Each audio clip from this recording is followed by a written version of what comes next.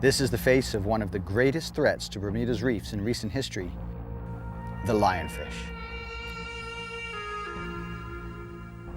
The lionfish is the most glamorous and the most dangerous predator on our reefs, with its colorful stripes, its frilly fins, and its poisonous spines. Its native range are the reefs of the Indo-Pacific Ocean, teeming with small and juvenile fish. But it has now made its way to the Atlantic Ocean, where it is spreading at an alarming rate. Indo-Pacific lionfish have shown up in the Atlantic in the last few years. Some of the earliest reports go back to like the 60s and 70s in Bermuda. But you might have had the occasional fish here and there, but what's happened now is the population's increased to a point where you've actually got a base population that's now fueling itself. The big concern with that is that these fish aren't naturally from those areas, so they don't have any natural predators, but they've got a lot of potential prey because the small fish here don't see them as a threat. I took some juvenile breams out of Harrington Sound, out of a small bay that had never been in contact with a grouper. And I put these little tiny breams in a tank with this grouper that was about yay big. Now, they knew, they had never seen a grouper before, but they had been programmed that a grouper will eat them. So they stayed away from them the whole time. They knew at some point that grouper was going to get hungry and try and eat them. They saw it as a threat. So I waited for a while and I took those little breams out and put them in a tank with a lionfish. They actually swam up to the lionfish to try and hide next to him, and he ate every single one. So for me, that's just showing that these fish from the Atlantic just don't see lionfish as a threat. Their color stripes, their frilly fins, it's more something to hide next to as opposed to an actual predator threat. What's come to light in the last few years is that in 2004, the first lionfish were seen in Bahamas. Now it's 2008, and they're the most dominant fish of their size on the reefs down there. We tried feeding them to sharks. They would take one bite, spit it back out, and then they wouldn't touch it again. Green morays won't touch them. There may be other fish that prey on them when they're smaller, but as they get bigger, they're pretty much an apex predator. About 750,000 lionfish are imported every year to Florida alone for the pet shop trade. So all it takes is little Billy's too big for his tank. Oh, it's only one, they'll let that go. Now that happens once or twice and you begin starting to get a base population set up. In the Atlantic, what they found is most of the genetics lead back to about 8 females. So those 8 females, if they were released together in a group with one male, they have the potential to seed the entire Atlantic. Whereas before, you might have had the occasional one stuff showing up here and there, but you're not seeing the numbers like now. Now the population is definitely set up to the point where they're going nuts. The way lionfish work is the females will spawn, and when they spawn, they release a gelatinous egg mass, and it floats around for about 4 days. So in about 4 or 5 days, with currents, the right wind conditions and stuff like that, those eggs can potentially hatch out and settle in Bermuda quite easily. Now, a lot of people are saying, okay, well, leave these fish, and they've naturally found their way here. Let's leave them and see what happens. But I mean, from what we're seeing in the Bahamas, if we do that, we're going to be like everywhere else in the fact you're going to have lots of lionfish and not much of anything else.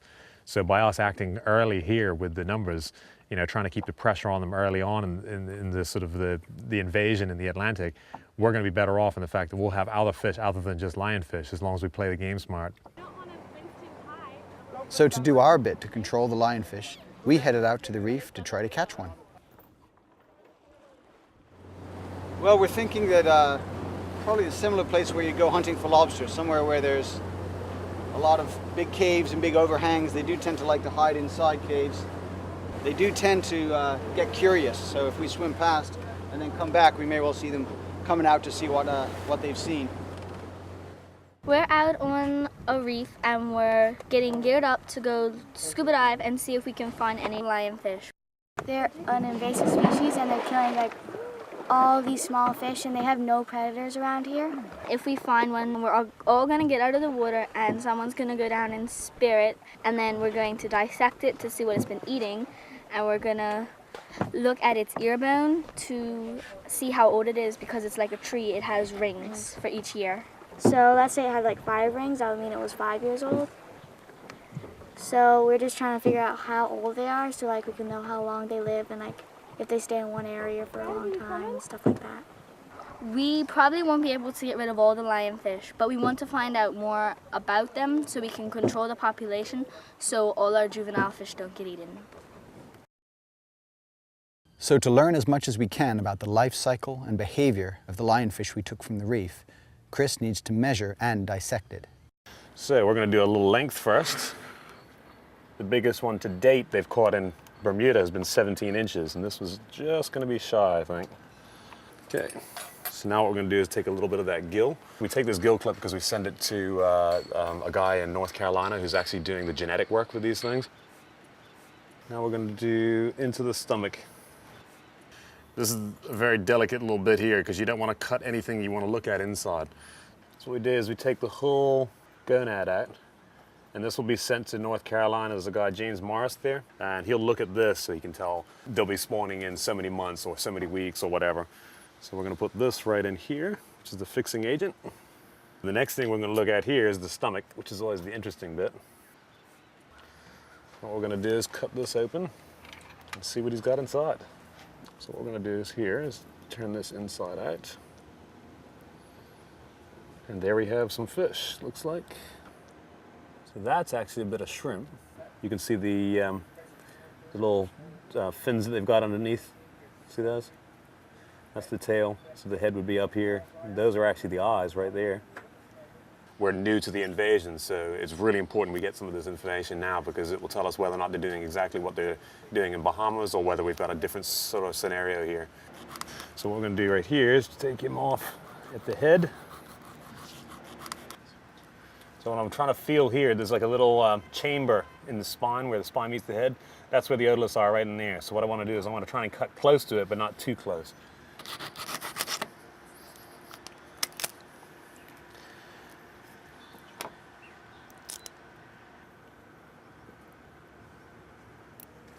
Okay, there's one. So that's the ear bone we're looking at, right there.